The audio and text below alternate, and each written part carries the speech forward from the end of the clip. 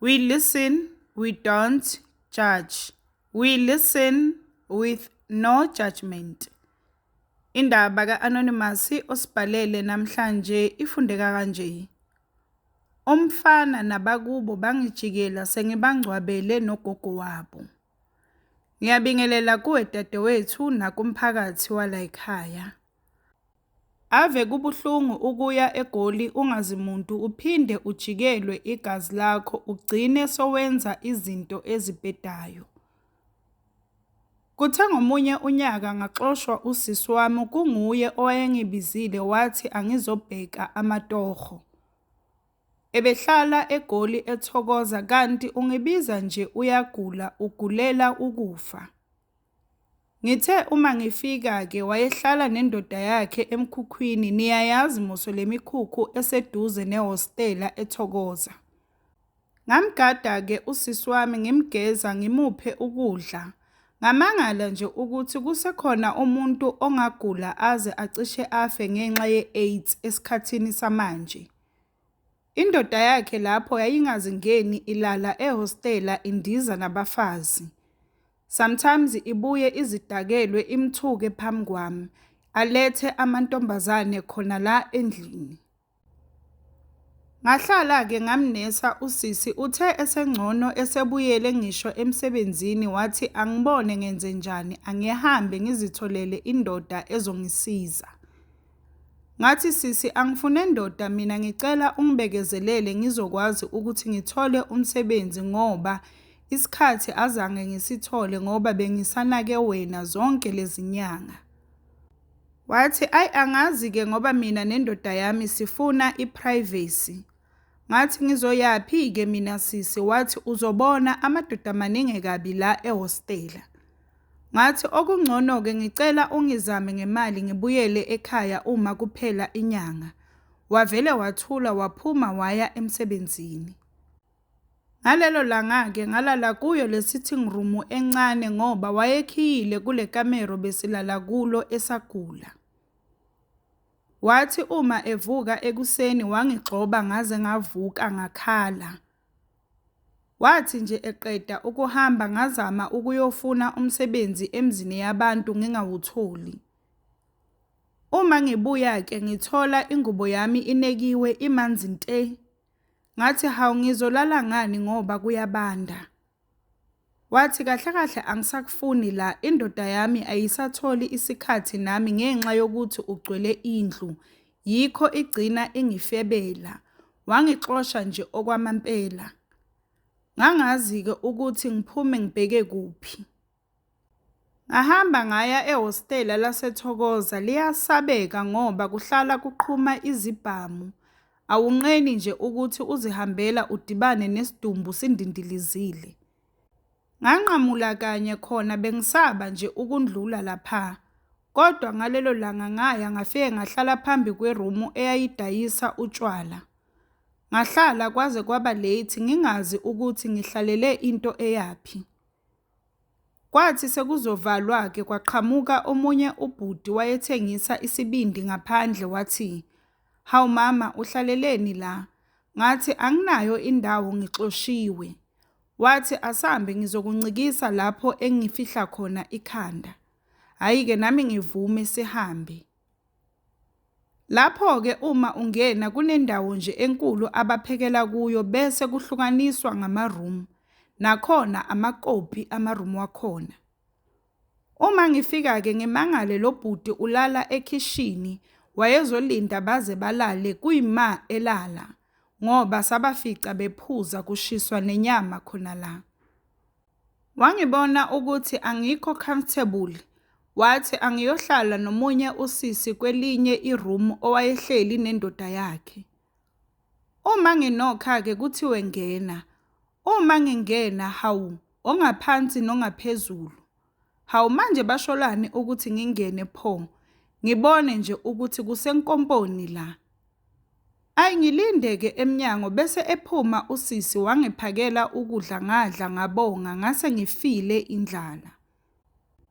Hayi ke abantu bahamba bayolala kule khishi sekungenamuntu. Wathi lo bhuti woza sisi uzolala kwathi angihayize. lapho unuka utshwala phu, akamubi Jehova usho ngamazinyo ayelu. Wathi woza ucabanga ukuthi uzoyaphi sewudlile usuthi manje sewuyabhampa ngikuthole uqhuqha la ngaphandle. Ye mama walala nami umfana khona lapho ekhishini phansi kwaze kwasa. Wavuka ekuseni wathi angihambe ngiyohlala nalosisi ongiphakele ngoba abantu basebenzisa ikhishi. Ngihambe-ke ngihlale naye lo sisi elokhu engibuka ethi, yazi mina ngizelwe nezinsizwa ekhaya, umuhle kanje ungadlalwa izingovolo. Ngihleke-ke nje nginganaki. Kusho ukuthi-ke lo mfana wayesezitshela ukuthi vele ngingowakhe.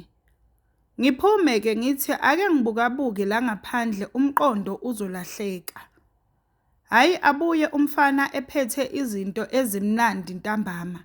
Angithole ngihleli ngaphandle athi, ufunani ngaphandle ubani othe phuma ngishilo ngathi uhlale noMazethi. Babembiza kanjalo-ke lo sisi. Angiqukule ngenkani kanti uMazethi usengiodele ubhuti wakhe. Ngibone nje ngomuntu esengilamulela kulo ongibamba ngenkani ethi, yewe namasaka amgwajise ethi kimi baleka ungene emotweni. Ngingene-ke emotweni abaleke umubiza. Ebese kufika uMazethi ephethe isikhwama sami ethi, akukufanele sisi ukuhlala lana umuhle kabi. Ngicela uye ekhaya uhambe nanango ubhuti uzolala erumini lami. Ebese ethi ngizokhuluma nomunye umlungu ofuna ukugadelwa abantwana. Ngiyakuthembisa mhlambe Monday ungaqala. Ngijabule-ke sihambe nomfana uright-ke lo. Sifike-ke ekhaya kubo uMazethi wayeselubikile udaba bengijabulele nje kube mnandi. Sigcine sithandana-ke nalomfana nomsebenzi ngiwuthole wokugada izingane zomlungu ngihola kahle nje impela.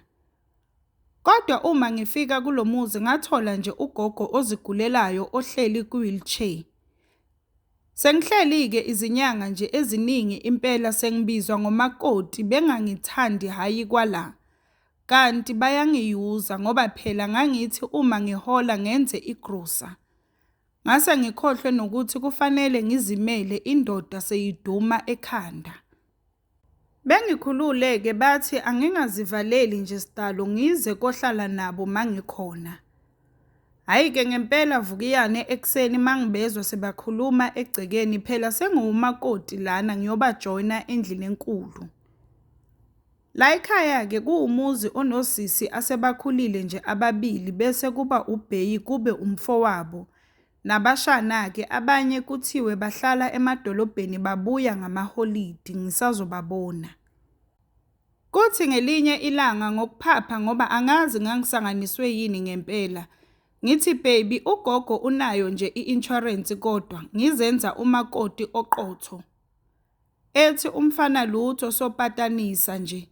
Vele-ke kulomuzi akekho osebenza into eqondile kuyaphandwa nje. Ngithi ayi baby mina ngizomkhava phela sizoba nenkinga uma eshona la. Ngamkhava-ke ugogo edura enjalo.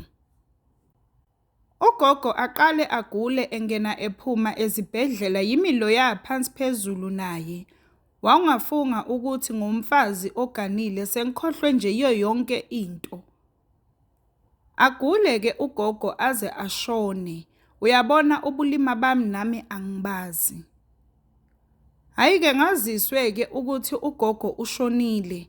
Athi umfana sesithembe wena-ke nala ekhaya sengibatshelile ukuthi kukhona amasentshana ongase ulekelele ngawo. Ngijabule-ke nami phela ngizoba usizo la ekhaya.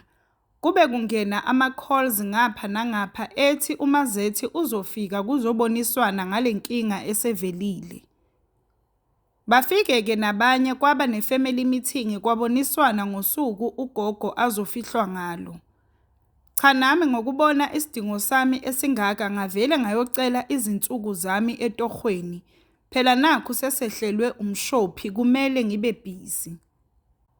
Kuqalwe-ke amalungiselelo nami ngiyithole i-death certificate ngihambe ngiyoclaima. Bangithembise-ke ukuthi u-20K uzongena within 48 hours.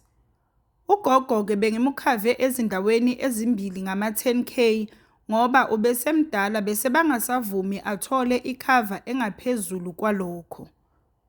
Hhayi-ke siyaphithizela labaleni ngibizwa njengomakoti. Nami ngidle ezinde izingubo ngashuqula ngathi mhlonipho ngiwumakoti nje wangempela. Siyapheka siyaklina yonke into ibuzwa kumina.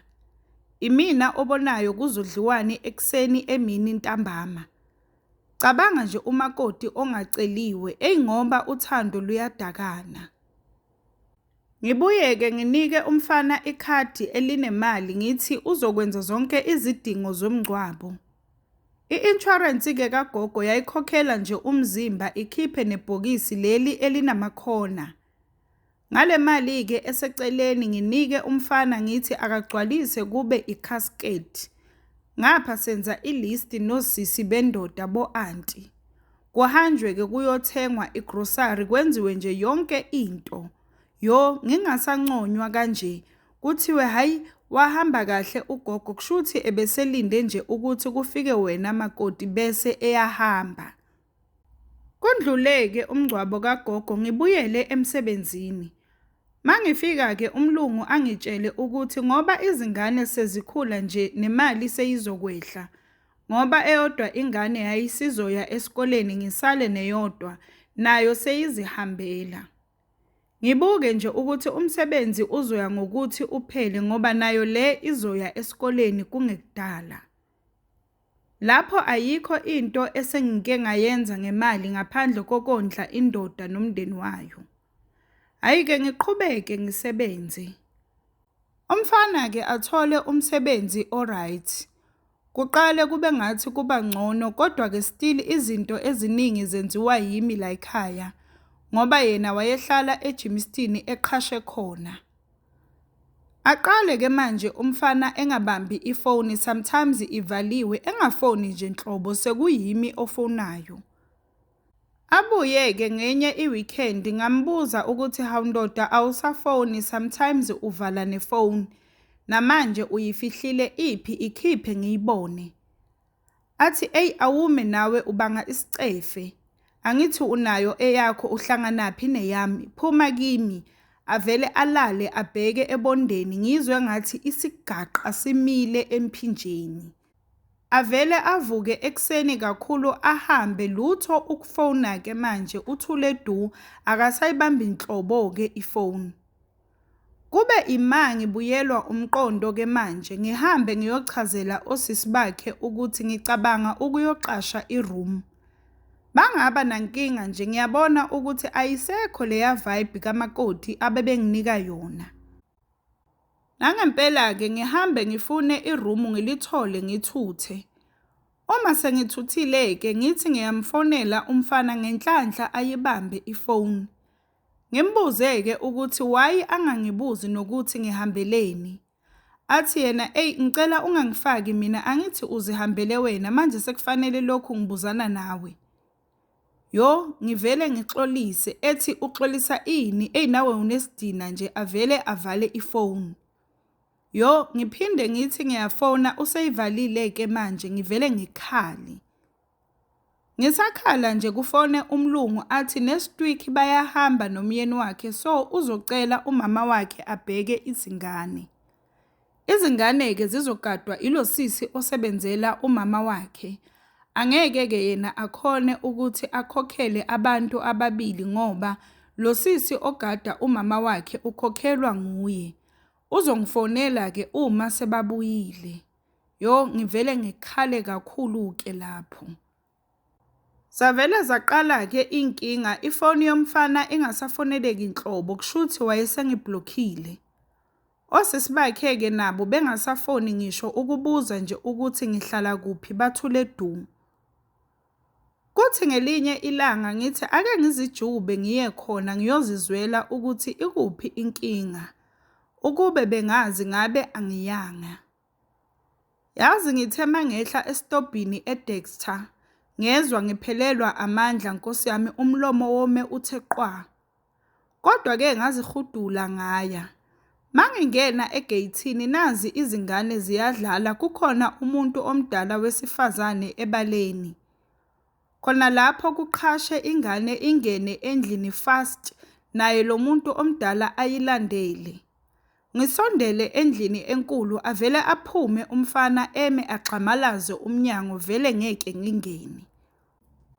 Ngibingelele-ke uhline uyafa. Avume angazi manje ngithini ngimbuze-ke ukuthi awuyanga emsebenzini namuhla ubuyile. Athi kanti sengiyasebenza yini ngama-weekend. Lihlabe liphukele. Ngibheke phansi evele ethi yini uzofunani kanti la. Yazi nami vele ngingazi ngizofunani ngisale sengimbuza-ke ukuthi kanti kwenzakalani phakathi kwethu. Lapho ngime emnyango njalo wona lo obovulwa ngesitayela ngathi akuthengwe ihendleli ngesifo sakagogo. Athi kwenzeka exactly lokho okubonayo. Ngithi asisathandani yini? Ethi bakhona abantu abathandanayo abangakaze bekhulume inyanga yonke. Ayi zivele zehle kimi. Ethi muzokhala-ke lana ngcono uhambe. Ngithi hawu kodwa emva kwayo yonke into sengikusize kangaka usho kanje. Ethi angikucelanga uwena owazingcwabela ugogo. Hawu Nkosi yami imali yami engaka pho. Ethi wesisi ufuna senze njani angithi ukudla kwemali yakho kwaphekelwa abantu wakubona noma ufuna ibhokisi lakho phela ngingakumbela ugogo ngikuthululele lona. Ngavele ngezwa ngonywa amandla engathi ayangiphelela nya. Ngathi ngisacela amanzi okuphuza. Wavele wamemeza ingane ukuthi ayilethe uJeke. Yafika ingane wathi usuyokha amanzi-ke kumpompi mase sowuhamba wangena endlini wasithela. Ngasala ngama. Ngaze ngathuswa ukuqhamuka kwengane. Ngayibiza-ke ingane ngathi ayiyongikhelela amanzi. Yahamba-ke mayibuya ngayibuza ukuthi ukuphi uncane uMazethi. Yathi ingane ukhona ula endlini. Ngabuza ukuthi ukuphi omunye uncane. Yathi ingane naye ukhona la endlini. Ngavele ngabona-ke ukuthi kulomuzi angisadingeki sidalo. Ngavele ngahamba ngikhala indlela yonke. Umlungu-ke akaphindanga wafona. Ngavela ngathatha imali engangizokhokha ngayo irenti ngabuyela ekhaya ngingaphethe ngisho isinkwa. Ngibonga nje ukuthi ngangingakabi nengane ngaleso sikhathi. Abafana kanti vele bashiswa nini. Igoli ngilinyanya kabi. Usisi wami-ke yena usahlala khona akabuyi inhlobo ekhaya. Ngizihlalele-ke khona ekhaya manje ngiyabamba nje amatoho ezitolo. Noma kungekho okutheni engikutholayo kodwa okungijabulisayo ukuthi nginokuthula. We listen, we don't judge. We listen with no judgment. Sacela usitshele ukuthi ucabangani ngendaba ka-Anonymous osibhalele namhlanje lapha ku-comment section. Sacela ungakhohlwa ukulike, ushare, usubscribe. Ungakhohlwa ukuthi ukusubscribe it's for free, awubhadali lutho, it's for free.